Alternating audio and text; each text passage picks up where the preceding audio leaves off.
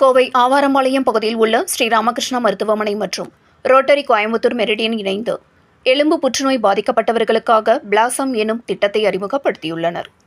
கோவை ஆவாரம்பாளையம் பகுதியில் SNR & sons அறக்கட்டளையின் கீழ் இயங்கும் ஸ்ரீராமகிருஷ்ணா மருத்துவமனையில் Rotary Club of Coimbatore Meridian அமைப்புடன் இணைந்து ஃபோன் சார்கோமா எனும் புற்றுநோயால் பாதிக்கப்பட்ட ஏழை மக்கள் பயனடையும் வகையில் பிளாசம் என்ற சிறப்பு திட்டத்தை அறிமுகப்படுத்தியது.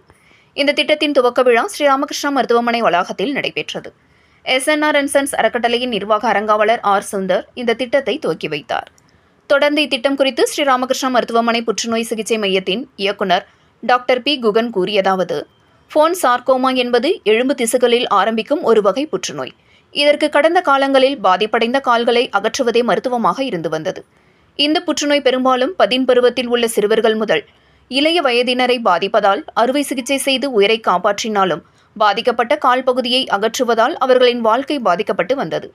தற்போது மருத்துவத்துறையில் ஏற்பட்டுள்ள முன்னேற்றம் காரணமாக புற்றுநோயால் பாதிக்கப்பட்ட எலும்பு பகுதியை அகற்றி லிம் சால்வேஜ் சர்ஜரி செய்யப்பட்டு அந்த இடத்தில் உலோகம் வைத்து மீண்டும் இயல்பான வாழ்க்கை வாழ இத்திட்டம் செய்யப்படுகிறது என்றார்.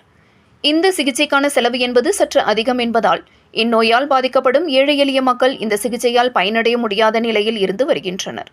இதற்கு தீர்வு அளிக்கும் விதத்தில் ஸ்ரீராமகிருஷ்ணா மருத்துவமனை மற்றும் Rotary Club of Coimbatore Meridian இணைந்து பிளாசம் எனும் திட்டத்தை உருவாக்கியுள்ளோம். இதில் சிகிச்சை மருந்துகளுக்கான செலவுகளை நாங்கள் இணைந்து ஏற்போம் என தெரிவித்தார்.